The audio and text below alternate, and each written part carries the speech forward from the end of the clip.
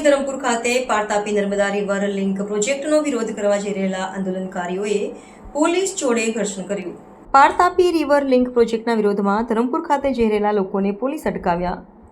ડાંગ જિલ્લાના વઘઈ નાકા ઉપર મોટી સંખ્યામાં પોલીસ બંદોબસ્ત, પોલીસ અને કાર્યકર્તાઓની વચ્ચે ઘર્ષણ। પોલીસ અધિકારીઓને ધક્કે ચડાવી વર્દી પણ ફાડી કેટલાક પોલીસ કર્મચારીઓને માર મારવામાં આવ્યાની માહિતી।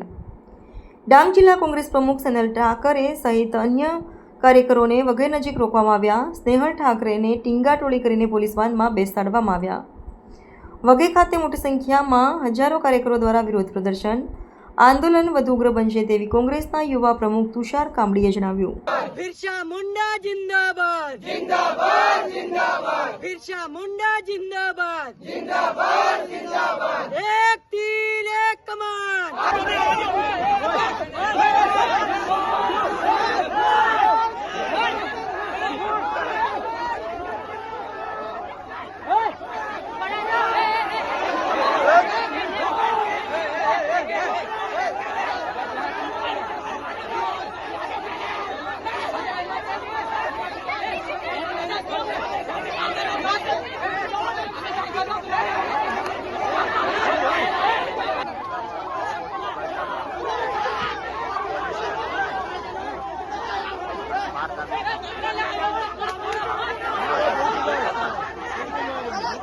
સમગ્ર દેશ જ્યારે આવતીકાલે સ્વાતંત્ર્ય પર્વની ઉજવણી કરે છે ત્યારે આ દેશનો જ મૂળ માલિક આદિવાસી પાર-તાપી નર્મદા રિવર લિંક પ્રોજેક્ટમાં જ્યારે ધરમપુર ખાતે આખો સમાજ ભેગો થવાનો હોય ત્યારે ડાંગની પોલીસ દ્વારા તેમજ તમામ પોલીસ તંત્રો દ્વારા તેમને ડિટેન કરવામાં આવે છે।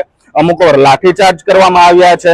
શું આદિવાસી આ દેશનો મૂળ માલિક નથી? પાર-તાપી નર્મદા રિવર લિંક પ્રોજેક્ટ માટે જે લોકો ડેમના ડુબાણમાં છે, જે પાયામાં છે, તેઓ માત્ર ત્યાં વાતો સાંભળવા જતા હતા કે શું ખરેખર ડેમ છે કે નહીં, તેમને એ વાત રજૂ કરવાનો પણ મોકો નથી મળ્યો અને તેમને એ વાત દર્શાવવાનો પણ મોકો નથી મળ્યો। માટે આ ખૂબ જ નિંદનીય ઘટના છે અને નિંદનીય બાબત છે કે આદિવાસીઓને પોતાનો અવાજ મૂકવા દેવામાં નથી આવતો। અને એક વાત એ છે કે ધવલભાઈ જે ખોટા વાયદા કરી રહ્યા છે કે ડેમ નથી બનવાનો તો લોકોને એમની વાત તો મૂકવા દો।